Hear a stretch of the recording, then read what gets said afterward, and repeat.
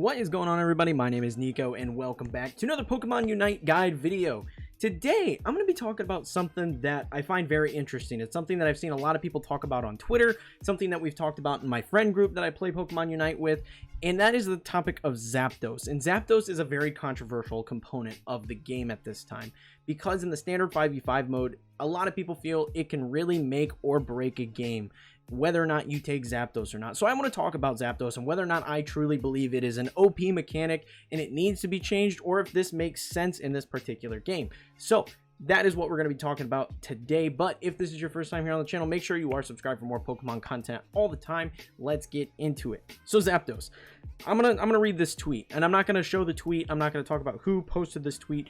I'm gonna read this tweet because I don't want to like start any beef or anything. It's just something that sparked the conversation that I'm having on Twitter with a couple different people that are playing the game, and I think it's a very interesting point. So the tweet reads, "I really do love Pokemon Unite, but it needs some kind of balance change. The first 8 minutes, 80% of the game, means nothing. Zapdos is everything, and that's a problem moving forward." I personally disagree with this stance. This person is saying that Zapdos is OP and something needs changed in order to really move forward with the game and make it an actual competitive scene, and I disagree. Now, if you disagree with the points in this video, I'm going to talk about why I believe Zapdos is not an OP mechanic in Pokemon Unite. But if you disagree, feel free to leave a comment. Feel free to have a discussion. However, I will preface this.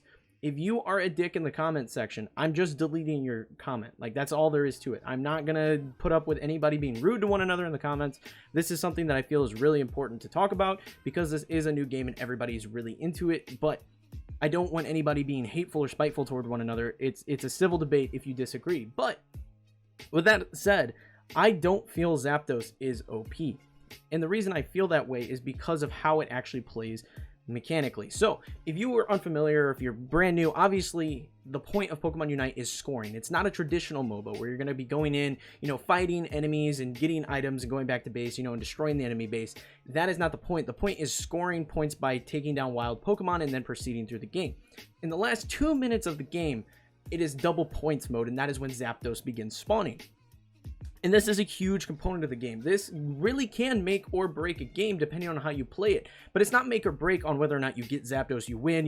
Don't get Zapdos, you lose. That's not what I mean by it's make or break. It's how you play in the last 2 minutes that really decide whether or not you are going to win that particular game of Pokemon Unite. So I want to talk about this. So the way the Zapdos works is whoever hits the last hit on Zapdos, if it's on its last hit, whoever hits it is going to be awarded 30 Eos energy, the points that you are scoring. Everyone else on that player's team gets 20 points for a grand total of 110 points. Now, obviously Zapdos is spawning in the last 2 minutes, so this is doubled, so you can get 220 points, and this all changes depending on how many points you had before taking Zapdos. So this can be a huge buff if you are interested in actually, if you're behind and you need to win the game. Zapdos can be very key. It also makes it so you can have pretty much instant score times, which is huge. That is very big because normally it takes a large amount of time in order to score big points. That is removed when you have Zapdos, and I believe it's like a 15 to 20 second timer on this. Now, a lot of people think this is OP because there is that double point system, so you can gain a ton of points right there if you're taking Zapdos. And I agree, it is a huge scoring opportunity, but I don't think this is OP because of the way you're supposed to handle Zapdos. The tweet read, like I said, that in the first 8 minutes of the game, that doesn't matter because Zapdos is so key, and I disagree. If you score enough points in the first 8 minutes of the game, you can really make Zapdos null and void. Okay, and the reason I say that is because even if they take Zapdos, they then have to score. So really it plays more on how you handle Zapdos spawning rather than who actually gets Zapdos, because you don't have to take Zapdos at all. There have been many games that I've played where we just simply got up in points and handled the Zapdos. And what I mean by that is that it's in the middle of the map. Zapdos spawns directly in the middle of the map. Now, this is something you need to be aware of. You need to be monitoring this, especially if it's a closer game. You need to be watching that particular Zapdos because at most points in the game, this is when teams are going to try and rush it and get ahead and get these points from the bonus timer that you're getting at the end of the game. and this is something that you really need to be aware of. You and your team need to cooperate together, and it's not something you necessarily have to take, especially if you're in the lead. This can really make or break you. If you decide that you're going to go and take Zapdos when you already have a lead, Zapdos does a lot of damage to all party members that are fighting it, okay? So Zapdos can be a huge damage dealer, and then if you're not quite finished with the Zapdos and the enemy team converges on you after you've taken all that damage, you are then going to get wiped and they're going to get the Zapdos and they're going to score and you're going to lose. So it's more about management than actually taking it. So for example, if you are ahead in the game, rather than going and taking Zapdos, you need to be kind of monitoring around. You need to have somebody that, especially your jungler, your speedster in this game, you need to have them going around and checking the Zapdos consistently.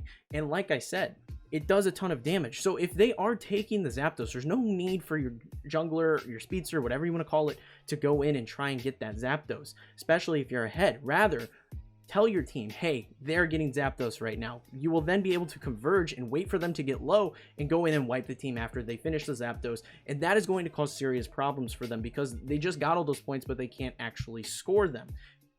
Again, if you are ahead, the another mechanic is just push.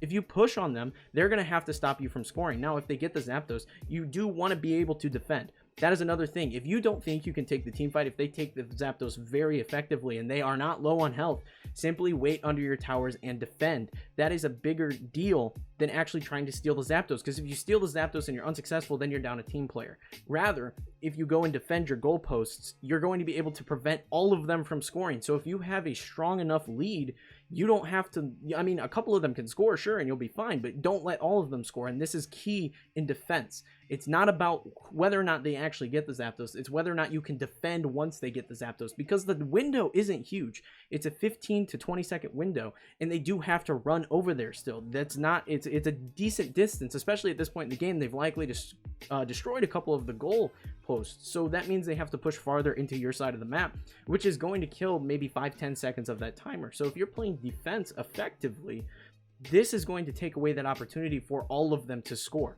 Now, if you were all to rush in just because they're on the Zapdos and they wipe you, very easy opportunity for them to score a bunch of points and for you to go down in the scoreboard. So, based on all this, I don't think Zapdos is OP. I think Zapdos is essential to the way this game plays because, again, it is not a traditional MOBA where you're pushing into the enemy base. It doesn't matter how many goalposts you destroy if they just go up in points at the end of the game. It's not a game about getting kills and pushing into the enemy base. It's about who scores more points. So if you score 300 points, if you can keep them from getting that back, that's more important. So Zapdos is essential, especially in a game where you might be getting just destroyed and dominated. You might be getting torn apart the entire game, but you make one smart play on Zapdos, this can also turn the tide. And this is huge for games. There definitely needs to be a mechanic in a game that's so focused on scoring, a way for teams that have just been getting pounded all game to come back and change, turn the tide of battle. And Zapdos is that way. I think it's extremely important to have this mechanic, and I don't personally see a problem with it. If there was a mechanic where it was just like, this is pushing into the base and Zapdos just gives you a buff, then, it'd be different, but that's not how this game works. If you are getting just dominated and destroyed all game, you need to have that method of getting back into the game, especially in the last 2 minutes, and that's what the double points and the Zapdos is for. So, that's my thoughts. I don't think Zapdos is OP by any means in this game. I think Zapdos is an essential component, and I really don't see a need to change it. I think it works pretty well.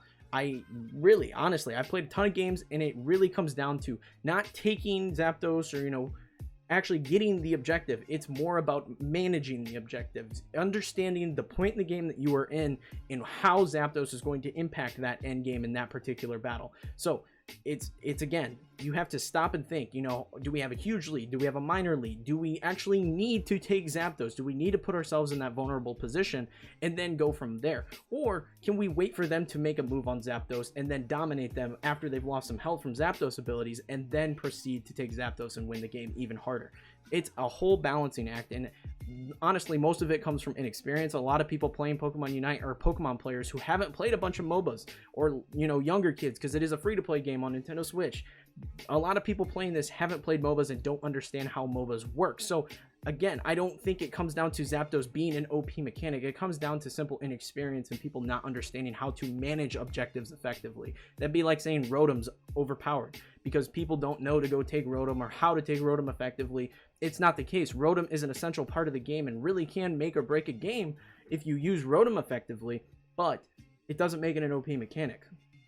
So those are my thoughts. Again, leave a comment below. Let me know your thoughts on the particular matter at hand. I didn't need to really show a bunch of gameplay in this video because it was more about the concept of taking Zapdos than actually, you know, showing footage of us doing it. So that's more about what this video is about. It's just the overall conversation. Again, if you leave a comment, don't be a dick. I'll delete it right away. It's just something I wanted to talk about here. But that is going to be it for this video, guys. I hope you found it entertaining and helpful. If you did, leave a like and smash that subscribe button for more videos like this in the future. Be sure to check out the Discord and check out the Enter the Chat channel where we talk video games aside from Pokemon all the time. Me, Rico, and Toby are constantly putting up new videos, and we have a weekly podcast where we talk about all things video games. Super fun over there. But like I said, that's it for this video, and I hope to see you all in the next one.